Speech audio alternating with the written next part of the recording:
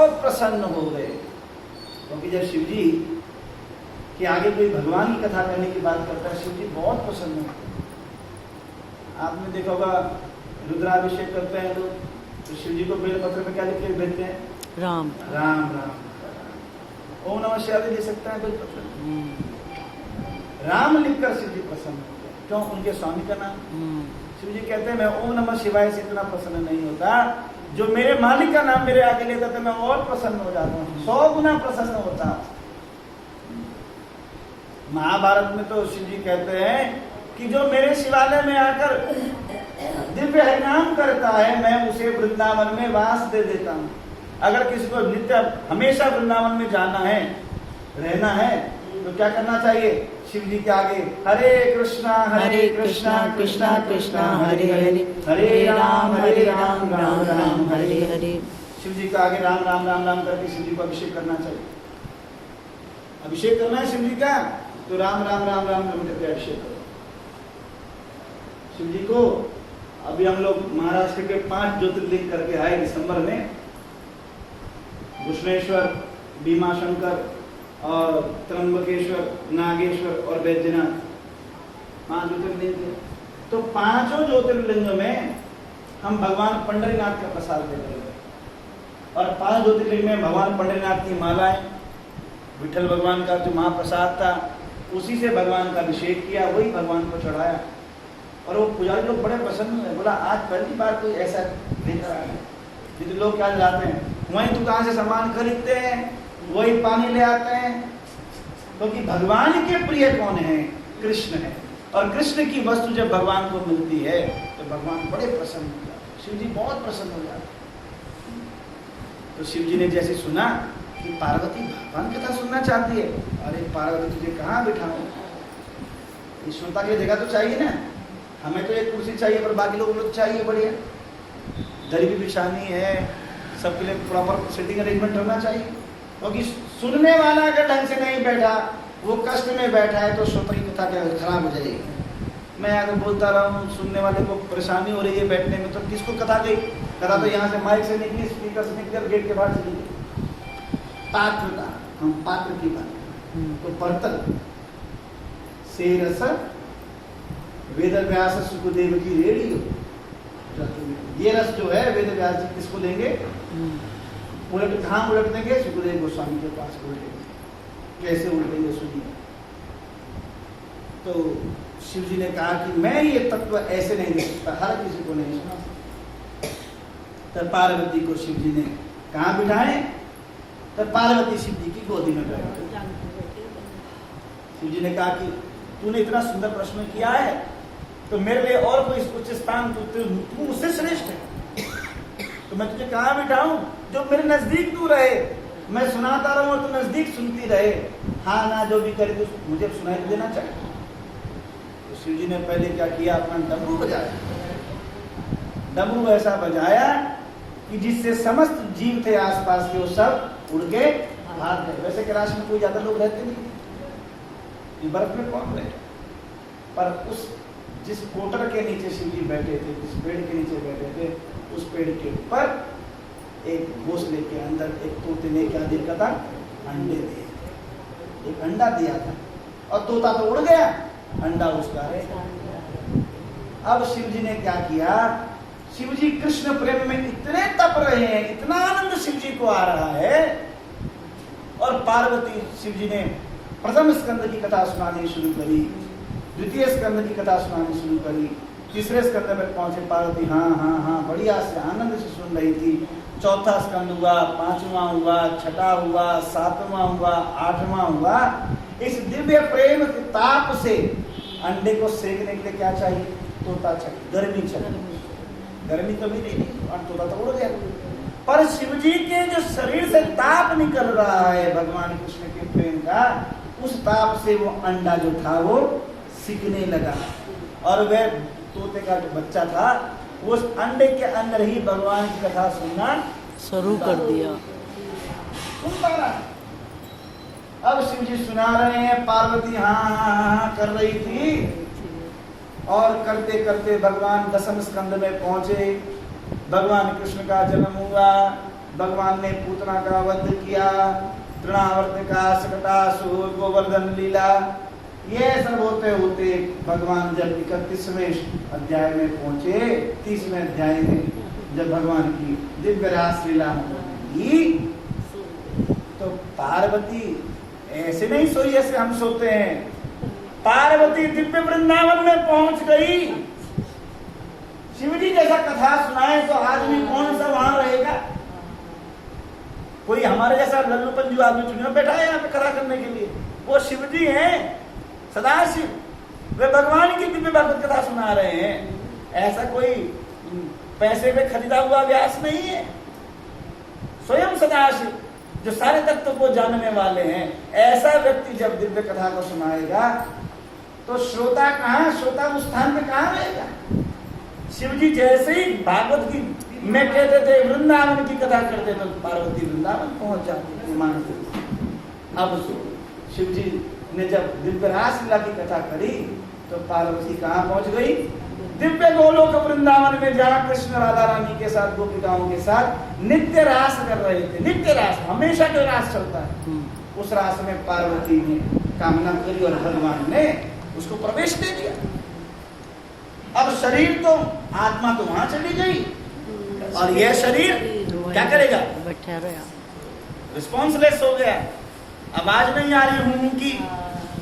पर इस दिव्य कृष्ण रसपान से क्या हुआ? जब रस चलने लगी तो जो अंडा था वो चटक गया। अब तोते का बच्चा बाहर आया, पार्वती तो सो गई और वो भी शिवजी कहने लगे बढ़िया चल रहा है, कथा चल रही है। शिवजी भी अपने एक मस्त होकर कथा सुना रहे हैं। 10वां स्कंद पूरा हो गया, 11वां स्कंद पूरा हुआ, 12वां स्कंद पूरा जैसे हुआ, 12वें स्कंद का आखिरी श्लोक क्या बोला? नाम संकीर्तनम यस्य सर्वपाप प्रणाशनम प्रणामो तत्कृष्णस्तम तम नमामि हरि परम। शिवजी ने जैसे हुंकार लगाने शुरू करे, बोलो श्रीमद् भागवत महापुराण की जय। जैसे शिवजी ने ये कहा महापुराण की जय, जय की आवाज ऐसी क्यों आई? तब तक पार्वती की नींद खुली। प्रभु आगे तो सुनाओ। शिवजी कह रहे आगे सुना। अरे क्या हुआ? बोला सो गई थी। बोला मैं अटक गई थी। कहाँ अटकी? बोला अटकी तो सही जगह पे थी। कहाँ अटकी थी? भगवान की दिव्य रास लीला की कथा में अटक गई। मैं तो उस रास लीला के बाहर ही नहीं आ पाई और आपने पूरी कथा सुना दी। शिवजी ने कहा तो फिर कथा किसने सुनी? कौन ओंकारे भर रहा था? शिवजी ने देखा ऊपर तो तोता जो है कर रहा था। शिवजी ने अपना त्रिशूल उठाया और सीधा तोते के पीछे छोड़ दिया। तोता आगे आगे और त्रिशूल उसके पीछे पीछे। वहां वेद व्यास की पत्नी अपने आंगन में क्या कर रही है? जमाई ले रही है। उसने जैसे अपना मुंह खोला, जमाई ले निकले, तोते ने तुरंत उसका मुख देखकर उसके गर्भ में प्रवेश कर दिया। बोला यही जगह बढ़िया है रहने के लिए, यहीं से पूरा ज्ञान प्राप्त हो सकता है। अब जो ज्ञान मिला है इसे पकाना भी तो है। घी मिला है, घी को पचाना हर बस की, मतलब कुत्ते को घी नहीं पचता। हम लोग तो कुकुर हैं, हम लोग तो कुत्ते की जाति से भी गए हुए हैं। क्यों? अरे कुत्ता तो जो मालिक रोटी देता है उसके आगे अपनी पूंछ हिलाता है। अगर किसी कुत्ते को एक दिन रोटी डाल दो, 2 दिन रोटी डाल दो और 1 हफ्ते बाद भी आओगे तो कुत्ता पूंछ हिलाता हुआ आपके पास आ जाएगा। लाइट जला देना, वह आपकी एक रोटी को भी याद रखेगा। और हम कैसे हैं? सीताराम, सबको राम राम हो गया, बैठ जाओ, डिस्टर्ब मत करो। आके बाप बैठ, जहां पे हो तो वहीं बैठ जाया करो बस। तो हमारी स्थिति तो कुत्तों से भी बदतर है, क्योंकि जिस मालिक ने सब कुछ दिया है उसके आगे हाथ जोड़कर राजी नहीं है। याद है हमें भगवान की, कितना याद करते हैं उस भगवान। जब परेशान होते हैं तब याद आती है, अन्यथा भगवान की याद नहीं आती। कुत्ता अपने देने वाले को कभी काटता नहीं। कितने भी झुंड के झुंड कुत्तों के आ जाएं, आप एक बिस्कुट का पैकेट लेके बस डाल दो, बस सारे कुत्ते शांत हो जाएंगे, कोई काटने नहीं आएगा। पर हम ऐसे हैं कि जिस भगवान ने सब कुछ दिया है उस भगवान को ही देखकर भूल गए। देने वाले ने दिया और दे दिया किस शान से, मेरा है ये लेने वाला कह उठा अभिमान से। भगवान तो क्या कर रहे हैं, He always give and forgive, हमेशा देते हैं देते हैं देते हैं और क्षमा भी कर देते हैं। और हम we always get and forget, हम मिलता है और भूल जाते हैं। किसका दिया, मैंने कमाया था ये, तो देखो मैंने मेहनत करके कितना सुंदर मकान बनाया। अरे पहले क्यों नहीं कर ली थी मेहनत, अगर मेहनत का फल ही था तो, अगर मेहनत के फल से बनाया था तो पहले कर लेता मेहनत, आज क्यों, अब क्यों आया फल। हमारी मेहनत का फल 0 है। ये सब किसका फल है, भगवान की कृपा का। जो सब कुछ भगवान की कृपा का फल समझता है वही जीवन में सुखी रहता है, वही भगवान का वफादार कुत्ता है।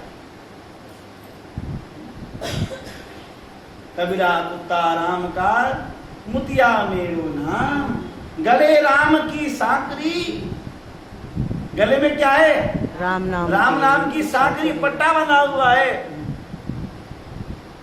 जहां ठाकुर जी ले जाएंगे वहीं चले जाएंगे। और हमने तो अपने पट्टा किसको दे रखा है, संसार को दे रखा है। संसार जहां ले जाएगा वहीं चले जाएंगे। कोई बोले जी यहाँ चले जाओ फलाने बाबा के पास, वहां पहुंच जाएंगे। कोई बोले कृपा गोलगप्पे खाने से मिल रही है तो वहां चले जाएंगे। हमें कहाँ जाना है, जहाँ ठाकुर जी भेज रहे हैं वहीं जाना है। ठाकुर जी जहां से मिले वहीं जाना है, और कहीं जाने की आवश्यकता नहीं है। केवल और केवल राम ही केवल प्रेम प्रिया। जो भगवान जिसको वस्तु देना चाहते हैं, अगर कोई बोले कल्याण किससे होना है, कल्याण किससे होगा, जादू टोना टोटका देकर कोई कल्याण करने की बात कर रहा है तो बेवकूफ बना रहा है। कल्याण केवल भगवान के नाम से हो सकता है, और किसी चीज से कल्याण नहीं हो सकता संसार। जब भगवान स्वयं कह रहे हैं, शिव जी कह रहे हैं, मंगल भवन अमंगल हारी, द्रवौ सुदशरथ अजर बिहारी। समस्त अमंगल को हरने वाला केवल भगवान का नाम है। पर अगर हम किसी को कहें कि भाई भगवान का नाम जप ले, बोले क्या पागल है, हम छोटा सा टोटका करेंगे हमारा काम बन जाएगा। अरे टोटका करने से केवल काम बनेगा, जीवन नहीं बनेगा। इनका फल बहुत, इसका जो साइड इफेक्ट है बहुत तगड़ा है। किसी के शरीर में हल्का सा दर्द और वो पेन किलर खा ले, रोज 3 पेन किलर खाए तो क्या होगा, दर्द तो कम होगा पर लीवर डैमेज हो जाएगा, लीवर नष्ट हो जाएगा, किडनी नष्ट हो जाएगी। ये सब जादू टोने टोटके अन्य अन्य देवताओं की शरण सब ऐसा ही है। एक तरफ का सुख मिलेगा, दूसरी तरफ का सुख चैन लुट जाएगा। पर भगवान क्या, भगवान के नाम का रस ऐसा है कि यहाँ तो सुख मिले ना मिले, पर ऊपर जाकर पक्का सुख मिलेगा। यद् गत्वा निवर्तन्ते तद्धामं परमं मम। श्रीमद् भगवद गीता का 15वां अध्याय, इसका नाम भी क्या है, पुरुषोत्तम योग। ये पुरुषोत्तम मास है, उसके पुरुषोत्तम योग में ही भगवान कह रहे हैं, न तद्भासते सूर्य न शांको न पावका यद् गत्वा निवर्तन्ते तद्धामं परमं मम। हे अर्जुन, मेरे उस लोक में सूर्य, चंद्रमा, ट्यूबलाइट, बल्ब, अग्नि, किसी की लाइट की आवश्यकता नहीं है। यहाँ में लाइट जलाने के लिए ट्यूबलाइट जलानी पड़ती है,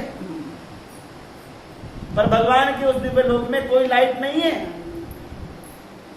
वहां भगवान की दिव्य शक्ति का प्रकाश है, और वहां जाकर कोई लौटता नहीं है, वहां जाने पर लौटना नहीं पड़ता। इसलिए जो चाहते हैं कि इस संसार में दोबारा लौट के ना आए, वो भगवान का राम राम राम राम जब गए, हरे कृष्ण कृष्ण कृष्ण हरे हरे, हरे राम राम राम हरे हरे। वो भगवान के नाम की शरण में। और जो चाहते हैं कि संसार उनको बहुत अच्छा लग रहा है, ये संसार उनको बहुत आनंद आ रहा है, जिसको संसार में आकर वो जादू टोटके कर सकते हैं, जो करना है करते रहे, वो अपने काम में लगे रहे, धंधे में। पर जो वास्तविक में चाहते हैं कि सबको संसार अच्छा नहीं है, ज्यादा रहना यहाँ ठीक नहीं है, पता नहीं कौन से कलेश में हम मारे जाएंगे, कोई दंगों में मारे जाएं। अभी तो कलयुग का चालू हुआ है, ये तो प्रथम चरण है, इसी में कितना कलेश है। घर में तो कलेश है ही, बाहर भी कलेश है। क्या सोचते हैं साधु जंगल में रह के चैन से रह पाएंगे? वहां भी नहीं रह पाएंगे। इसलिए संसार रहने की बस जगह नहीं है, संसार नहीं है रहने को, यहाँ दुख ही दुख है सहने को। तो फिर कहाँ जाना है? भर भर के प्याले अमृत के यहाँ रोज पिलाए जाते हैं, दरबार में सच्चे सद्गुरु के दुख दर्द मिटाए जाते हैं। एक साधु गुरु की शरण में जाने पर ही हमारे समस्त दुखों का निवारण हो सकता है, क्योंकि वही साधु गुरु बताएगा कि हमारे रहने का स्थान कौन सा अच्छा है, कहाँ रहकर हम ठीक रह सकते हैं। क्योंकि जिसको हम बना रहे थे, जिस घर को हमने बनाया, इतनी मेहनत कर करके बनाया, वही आखिरी मकान हमारे को अंगूठा दिखा रहा है। जिस संतान को पैदा किया, बड़ा किया, वही अंगूठा दिखा रही है, वही नहीं पूछेगी। तो फिर जब वही नहीं पूछ रही, तो इसका मतलब इस दिमाग में, खोपड़ी में डाल दो कि भाई यह संसार रहने लायक नहीं है। कोई बोला कि नहीं मेरा तो बेटा पूछता है, अरे चिंता मत कर, तेरा पूछा था क्यों पूछता है, ये भी कारण जान ले।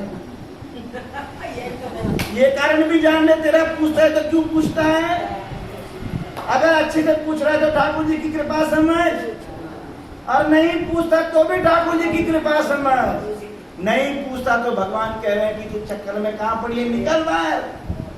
और पूछता है तो सोच कि ठाकुर जी ने कृपा कर दी, अब तो मुझे भगवान के ही भजन करना चाहिए।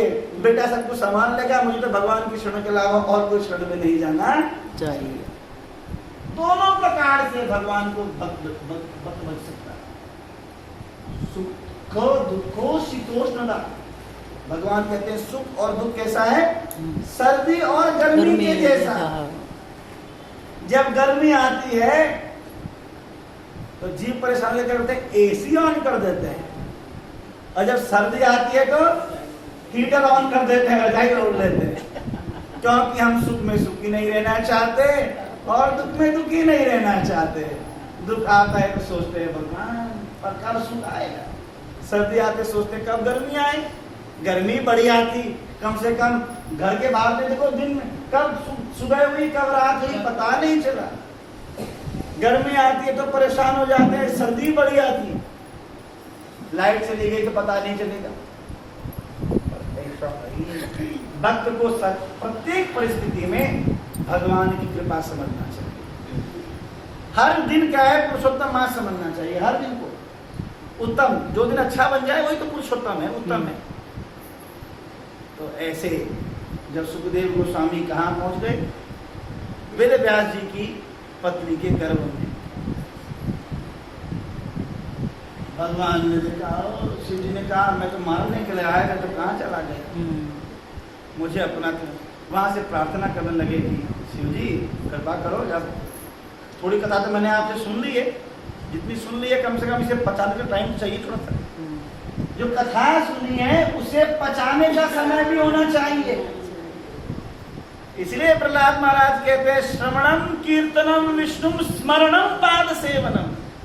श्रवण के बाद क्या करना चाहिए, कीर्तन करना चाहिए।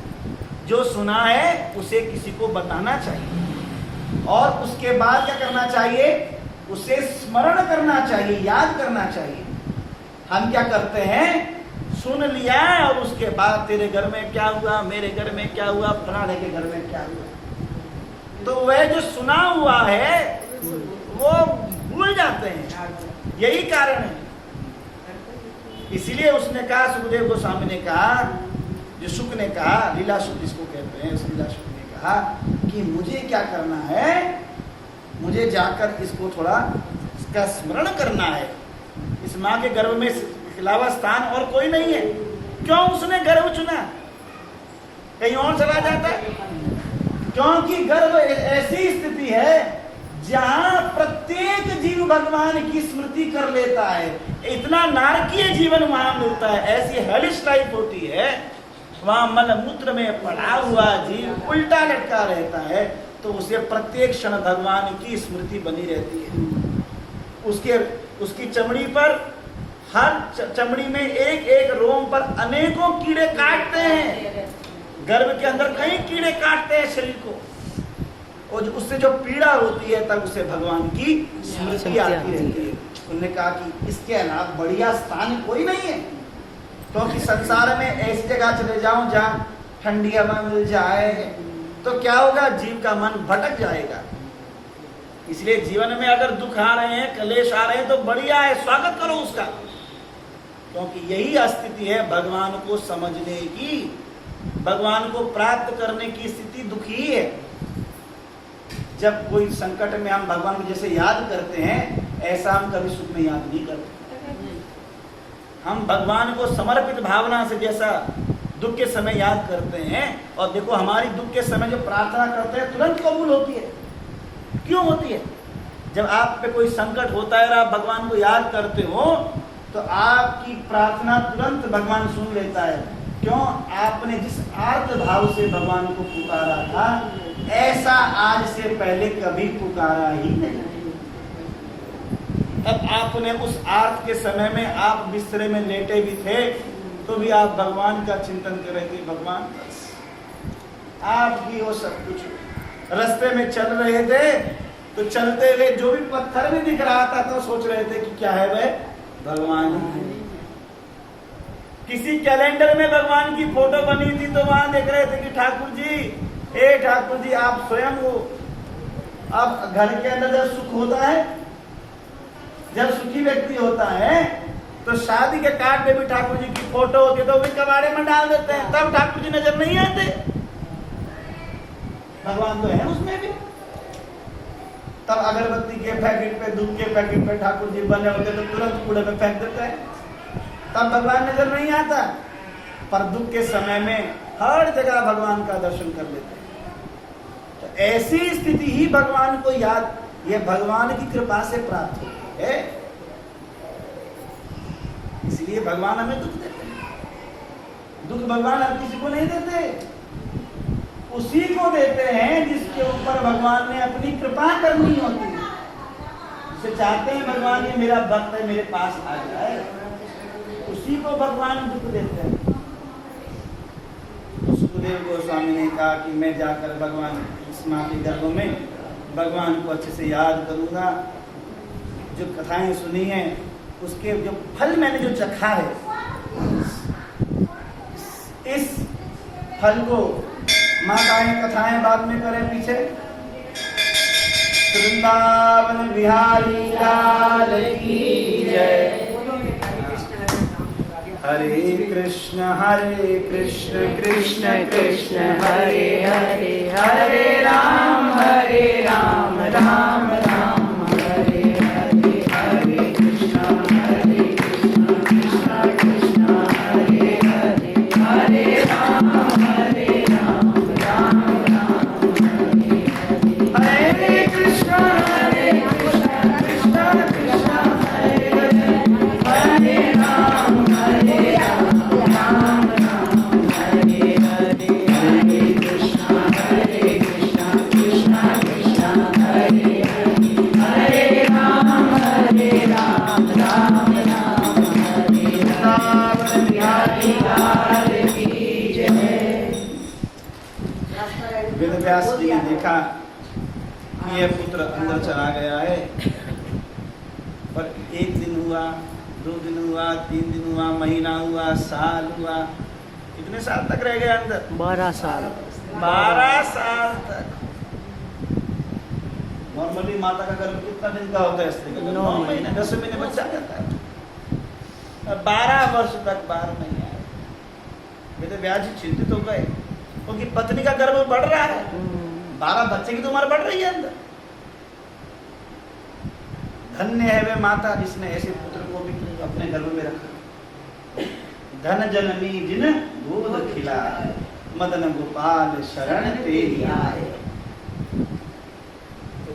भगवान वेद व्यास जी ने कहा, कृष्ण द्वैपायन वेद व्यास जी हैं, उन्होंने भगवान कृष्ण को प्रार्थना करी, भगवान आओ, क्या होगा, ये पुत्र बाहर नहीं आता।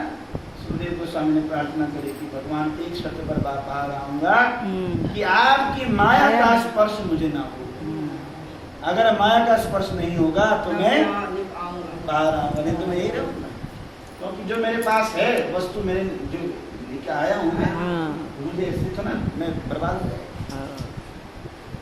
तब सुखदेव गोस्वामी वेद व्यास जी ने कहा कि भगवान का आशीर्वाद है पुत्र, तुम्हें माया का कोई स्पर्श नहीं होगा। तो सुखदेव गोस्वामी बाहर आए, गर्भ के मां के गर्भ से बाहर आए, और बाहर आते ही क्या था, इतनी बड़ी बड़ी तो उनके बाल हो गए थे, जटाएं बन गई थी, घुंघराले बाल, सुंदर सुंदर घुंघराले बाल, नीला वर्ण, जैसे क्योंकि जिसने कृष्ण की कथा का रसपान किया है वह कृष्ण के जैसा ही हो जाता है, जिसका चिंतन करते हैं। तो वह भी क्या हो गए, श्याम रंग, विरुचिका ऐसे कुछ नाम, विरुचिका ऐसे कुछ नाम, एग्जैक्ट नाम मुझे नहीं पता, विरुचिका ऐसे कुछ नाम। तो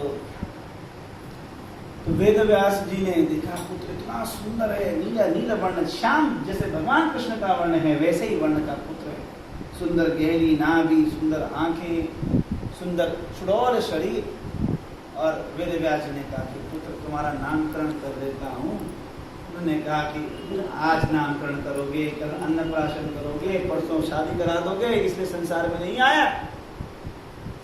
प्रणाम किया दोनों को और भागने लगे घर से। वेद व्यास जी पीछे पीछे जा रहे हैं कि अरे इसे कुछ तो दे दूं मैं। वेद व्यास जी भी तो अपने पास सामग्री लेके बैठे हैं भागवत की, मैं कैसे इसे दे दूं। पर वेद और वो तो सुखदेव शिव जी से आधा सुनी है, पूरा नहीं सुना ना, आधी कथा सुनी है, रासलीला के बाद की कथा सुनी है, पूर्व पहले की तो नहीं सुनी आधी। तो वो कह रहे हैं कि मैं ध्यान करूंगा, ध्यान के द्वारा देखूंगा कोई मेरे को कुछ देने के लिए आए। वे दौड़ रहे हैं, वेद व्यास जी पीछे पीछे भाग रहे हैं। वेद व्यास जी ने एक आश्चर्य देखा कि एक सरोवर में स्त्रियां नग्न वस्त्रहीन होकर स्नान कर रही थी, और जब उनका तरुण पुत्र सुखदेव गोस्वामी वहां से गया तो उन स्त्रियों ने अपने शरीर को ढका ही नहीं। और वेद व्यास जी जो बूढ़े हैं, इनकी सफेद दाढ़ी हो गई है, वो उनके पीछे पीछे चल रहे हैं। तो उनको वेद व्यास जी को आता देखकर स्त्रियों ने अपने शरीर को ढक लिया। वेद व्यास जी ने पूछा कि हे स्त्रियों, हे तरुणियों, मेरा पुत्र इतना युवा तरुण था, वह नग्न था, उसको देखकर तुमने अपना शरीर नहीं ढका, और मैं बूढ़ा हो चुका हूँ, वृद्ध हो चुका हूँ, मुझे देखकर तुम शरीर ढक रही हो अपना। ये आश्चर्य मुझे जानना चाहता हूँ। तो स्त्रियों ने कहा कि जो पुत्र आगे गया, यद्यपि वह तरुण था, युवा था, पर उसकी दृष्टि में स्त्री पुरुष का भी भेद नहीं था, कोई भेद नहीं था उसकी बुद्धि में, इसलिए हमें कोई लाज नहीं। पर आप वृद्ध हो, पर आपकी बुद्धि में अभी क्या है, स्त्री पुरुष का भेद दिखा, इसलिए हम वेद व्यास जी समझ गए ये क्या मेरा पात्र मिल गया। वो बर्तन जो घी मेरे पास था, अमृत मेरे पास था, उसको देने के लिए मेरे पास आज एक पुत्र आ गया, अब मैं इसको दूंगा। पर सुखदेव गोस्वामी तो जंगल में जाके पेड़ के पीछे ध्यान लगाकर समाधि में बैठ गए। अब तो वो कुछ से कुछ बोलते ही नहीं। वेद व्यास जी कुछ कहते हैं, उन्होंने कोई निरुत्तर हो गए, बिल्कुल ध्यान में लग गए। वेद व्यास जी ने कहा कि कैसे मैं इस पुत्र को लेकर आऊं, कैसे तू। सबसे पहले वेद व्यास जी ने अपने कुछ शिष्यों को कहा कि जाओ जंगल में कुछ दोष, एक श्लोक का पाठ करना, उस पेड़ के पास जाकर तुम इसका पाठ करना, इससे क्या पता वो मेरा पुत्र जाग जाए। वाटिका विश्व का ऐसे कुछ नाम, गूगल बाबा की जय। हमें तो हाँ, क्या करेंगे उसको याद करें, कृष्ण को याद कीजिए बस। केवल कथाओं को भी याद नहीं करना पड़ा, कथा से जो तत्पद निकल रहा है वो याद करना। कथा सुनी फूटिया कान, कभी ना आयो तने ब्रह्म ज्ञान। हम कथाएं कितने सालों से सुन रहे हैं, पर तभी सोई भी खोपड़ी जग नहीं रही, ब्रह्म ज्ञान उत्पन्न नहीं हो रहा है, क्योंकि हमने सुनना भी जड़ धर्म बना दिया। धर्म कैसा है? जड़। चैतन्य धर्म चाहिए जो जागृत रहे, हमेशा नित्य निरंतर भगवान की भक्ति करते रहे। हमने भी श्रवण किया कि ब्रजवासियों की वो अनपढ़ थी, तब भी कृष्ण कहते हैं मैं अपने आप को सर्वस्व अपने आप को ही दे देता हूं उन्हें। देवता कह रहे हैं, ब्रह्मा जी कामना करते हैं कि भगवान मुझे वृंदावन का के गोकुल के आंगन का क्या बना देना? पत्थर बना देना। ये नहीं कह रहे कि मुझे पशु पक्षी बना देना। क्या बना देना? गोकुल के आंगन का पत्थर। क्यों गोकुल के आंगन का पत्थर क्यों बना देना? पत्थर में भी चेतना हुआ नहीं, वो कह रहे हैं कि गोकुल के आंगन का पत्थर बनूंगा तो जब ब्रजवासी गोपिकाएं ग्वाल गोप कृष्ण का दर्शन करने के लिए आएंगे और जाएंगे तो उनके चरणों की धूल मेरे ऊपर गिरती रहेगी, और जो कृष्ण की भक्ति करके वो आनंद का प्राप्त करते हैं, तब मैं उस कृष्ण को ध्यान कर पाऊंगा। बिना पत्रजाभिषेकम, जब तक भगवान के भक्तों की चरणों की रज से हमारे मस्तक का अभिषेक नहीं होगा, तब तक हम भगवान को समझ नहीं पाएंगे। अपनी खोपड़ी से भगवान को समझने जाएंगे, कभी समझ ही नहीं सकते। कृष्ण समझ में आएंगे क्या? वो टेढ़ा है, पर टेढ़ा है पर मेरा है। वो टेढ़ी वस्तु सीधे में नहीं आती आसानी से। हमारी खोपड़ी टेढ़ी है तो कहां से घुसेंगे? तो उस टेढ़ी वस्तु को घुसाने के लिए सीधी बोतल चाहिए। मन को बिल्कुल सीधा बनाना पड़ेगा। वो सीधा कैसे बनेगा? जब हमारा अहंकार नष्ट होगा। अहंकार जब तक रहेगा तब तक भगवान नहीं मिलेंगे।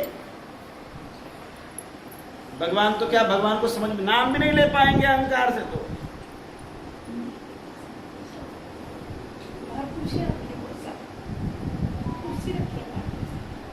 इस मुड़े पे बैठ जाओ। नित्यानंद प्रभु के लिए कहते हैं, अहंकार मत होइया निताय पद पसारिया, से पद नाही लो आशा। अहंकार में मत होकर हम क्या करते हैं? भगवान के भक्तों को भूल जाते हैं। भगवान के भक्तों के भक्त भूलते हैं अहंकार में मत होकर। हम भगवान का तो खूब भजन कर रहे हैं, पर भगवान के भक्तों को नहीं देख रहे। अगर भगवान के भक्त का अपमान करेंगे तो भगवान कभी कृपा नहीं करेंगे, कभी भी नहीं।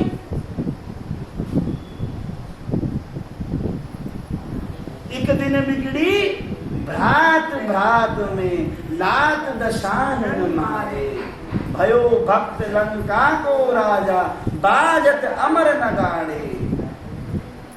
शिवजी क्या लंका, शिवजी ने लंका दी थी ना रावण को, प्रसन्नता पूर्वक दे दी थी, एक बारी कहने में दे दी थी। पर विभीषण को रावण का नाश किसने हुआ? सीता जी को लाया इसने नहीं। उसने भक्त के प्रति अपराध किया, विभीषण को लात मारी उसने, ये वैष्णव अपराध उसने किया। हनुमान जी के प्रति उसने अपराध किया। जब उसके अपराध भक्तों के प्रति अपराध बढ़ गए तो भगवान ने कहा अब छोड़ूंगा नहीं।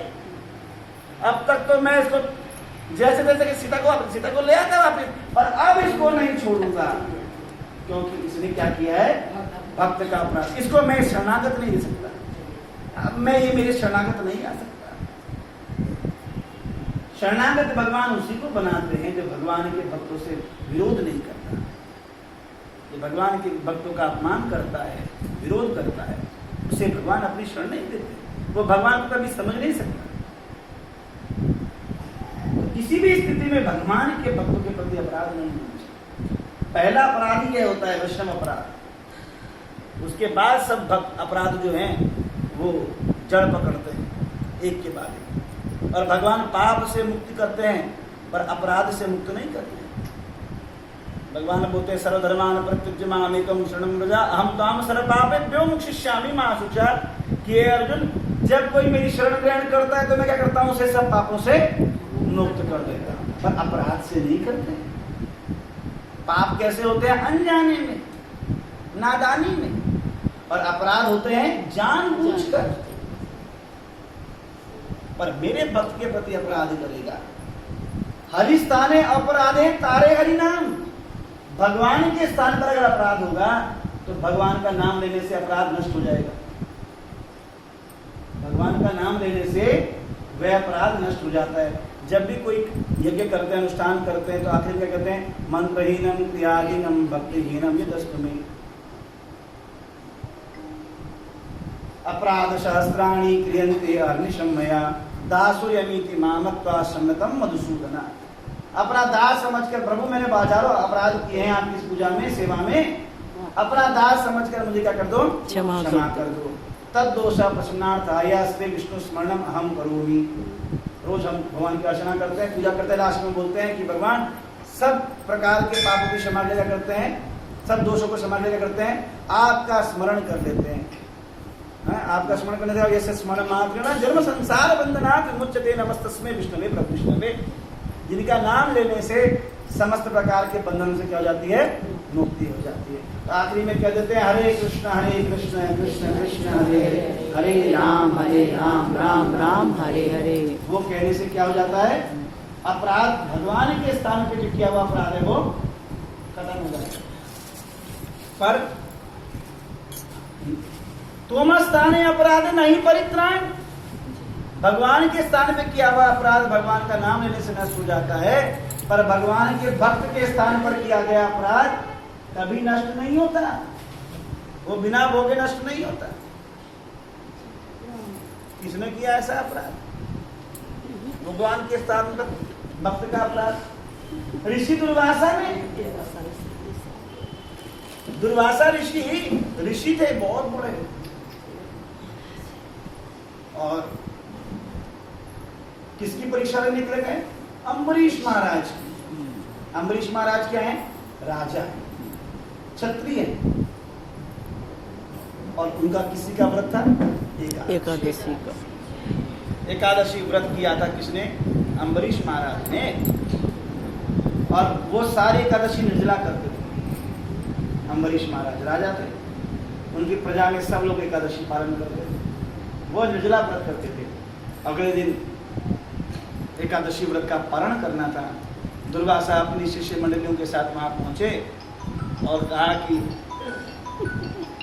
उन्होंने कहा, अम्बरीश ने कहा कि आप आए हो प्रभु, तो हम क्या करना चाहते हैं? ब्राह्मण द्वादशी को आ जाए, कोई भगवान का भक्त द्वादशी को आ जाए तो साइड से दबा दो बटन, साइड से दबा दो, बस इतना इम्पोर्टेंट नहीं होगा।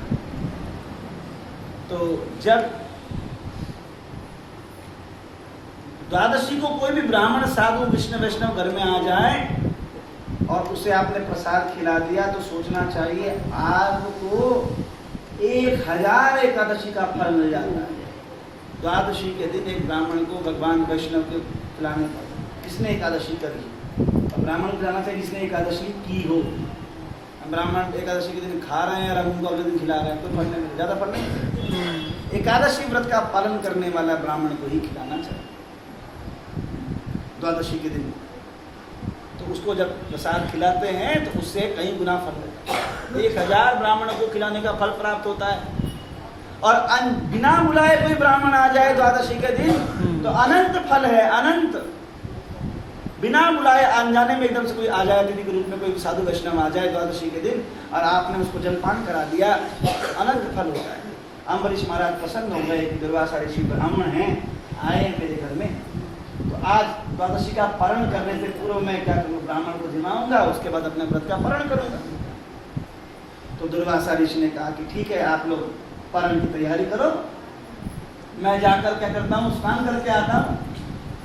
दुर्वासा अपने शिष्य मंडल स्नान करने के लिए गए और स्नान करते करते करते उन्होंने बहुत टाइम लगा दिया। एकादशी व्रत का पारण समय होता है, सूर्योदय के सूर्योदय से शुरू हो जाता है और उसके बाद जब तक द्वादशी तिथि का पहला जो चरण है वो रहता है तब तक कर लेते हैं, नहीं तो चौथे चरण तक खत्म, त्रयोदशी लगने से पहले पहले खत्म कर लेते हैं। तो 9, 9:30, 10 बजे ऐसे तिथि का समय होता है। तो उन्होंने देखा कि समय तो हो रहा है और पारण के समय के बाद तिथि का व्रत का करना इतना फलदायी नहीं होता, कोई दोष माना जाता है उसमें। इसलिए पारण के अनुसार ही उसका क्या करना चाहिए, खोलना अपना चाहिए। हाँ व्रत खोलना चाहिए। अब कुछ ही मिनट बचे थे पारण के। अम्बरीश महाराज ने देखा अब तक आए नहीं दुर्वासा ऋषि, कहाँ रह गए। तो उन्होंने अपने जो अम्बरीश महाराज के राज्य में जो ब्राह्मण थे उन सबसे पूछा, अगर ब्राह्मण से पहले पा लिया जाए तो भी पाप लगेगा, क्योंकि उसे मैंने कहा है कि आप आओगे तब मैं पारण करूंगा, और अगर तिथि निकल जाए तब पारण करो तो भी दोष लगेगा। तो मैं तो असमंजस में फंस गया हूं, मैं ऐसा क्या करूं। तो ब्राह्मण ने कहा कि देखो तो आप अम्बरीश महाराज, आप तो सारी तिथि कैसे करते हो, निर्जला करते हो, इसलिए आप क्या करो, भगवान का चरणामृत और तुलसी लेकर अपना पारण कर लो, बाकी तो ब्राह्मण आएंगे तब करा दे। इन्होंने अपने हाथ में तुलसी दल और जल लेकर जैसे ही आचमन करना शुरू किया पारण का, तब तक दुर्वासा पहुंच गए। दुर्वासा यानी कि जिनके साथ रह नहीं सकता कोई, उसे कहते हैं दुर्वासा। जहां रहना कठिन है, क्योंकि दुर्वासा ऋषि दुर्वा का रस पीते थे। केवल दुर्वा का रस पीकर ही उन्होंने अपना जीवन यापन किया। दुर्वा असव पिबती सा दुर्वासा, दुर्वा का ही असर पीता है, दुर्वा घास का, और बहुत पावरफुल है। जैसी वो आए तो दुर्वासा ऋषि ने देखा, ओ तूने अम्बरीश, तूने मुझे बुलाकर अपराध किया, मुझसे पहले व्रत का पारण किया। उसने अपनी जटा को पटक के एक क्या किया, एक कृत्या को प्रकट कर दिया। एक कृत्या यानी कि प्रेत, और जा अम्बरीश का वध कर दे। पर अम्बरीश कोई साधारण भक्त थोड़ी था, दिखने में साधारण लग रहा था दुर्वासा को। तो उसने क्या किया, दुर्वासा ऋषि ने जैसी कृत्या को छोड़ा, अम्बरीश ने किसी की शरण नहीं ली, कुछ नहीं कहा। हम जैसे लोग तो तुरंत कह देते हैं भगवान, सच्चा भगवान होगा तो देख लीजिए, तुरंत कह देते, कोई हमें कुछ कह देता बोलते भगवान देखिए। अम्बरीश ने हाथ जोड़ लिए अपने, मुझसे अपराध हुआ है। तभी भगवान का सुदर्शन चक्र जो था, उस कृत्या का तो नाश किया ही किया, उसके पीछे भगवान का सुदर्शन चक्र जो था वो दुर्वासा के पीछे पीछे भागने लगा। अब दुर्वासा ऋषि के पास इतनी शक्तियां थी, वो सारी शक्तियां फेल हो गई। दुर्वासा ऋषि आगे आगे, पीछे से भगवान का सुदर्शन चक्र भाग रहा है। दुर्वासा ऋषि दौड़े दौड़े कहाँ गए, ब्रह्मा जी के पास, मेरी रक्षा करो। ब्रह्मा जी कहते हैं मेरा ब्रह्मलोक डुबाओगे, सुदर्शन चक्र भागो यहाँ से। कैलाश पर्वत पर गए, कैलाश ऋषि ने कहा कि इसे हम नहीं बचा सकते भैया, भगवान का चक्र है, भगवान के पास जाओ, जिसका चक्र है वो बचाएगा, हम डरते हैं उनसे। भगवान के लोक में गए तो भगवान ने कहा कि भैया सुदर्शन चक्र तो मेरा है, यद्यपि चक्र मेरा है पर मैंने फेंका नहीं, अपने आप गया है। भगवान ने नहीं फेंका चक्र, चक्र अपने आप। जब भगवान की भक्ति अच्छे से करेंगे तो भगवान कहते हैं मेरे ही दूत, मेरे ही पार्षद अपने आप मेरे भक्त को काम कर देते हैं। भगवान ने कहा जिसके प्रति अपराध किया है क्षमा भी वही करेगा। एक दुर्वासा मुनि होते हुए अम्बरीश की चरण में गिरना पड़ा, और अम्बरीश महाराज कह रहे हैं प्रभु मुझे क्षमा करें, मैं सुदर्शन चक्र को प्रणाम किया था, सुदर्शन चक्र क्या हुआ, शांत हो गया। तो किसके प्रभाव से, भक्त के ही कृपा से और भक्त की अपराध से। भक्त के प्रति अपराध, ऋषि मुनि हूं मैं और वो तो राजा है केवल।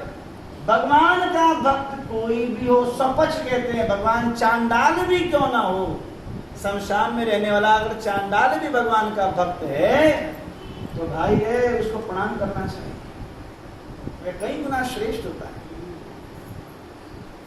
और कोई बड़ी बड़ी हस्ती और भगवान का भक्त नहीं हो, उसका कोई मूल्य नहीं। डरना, जाट से कथा शुरू करते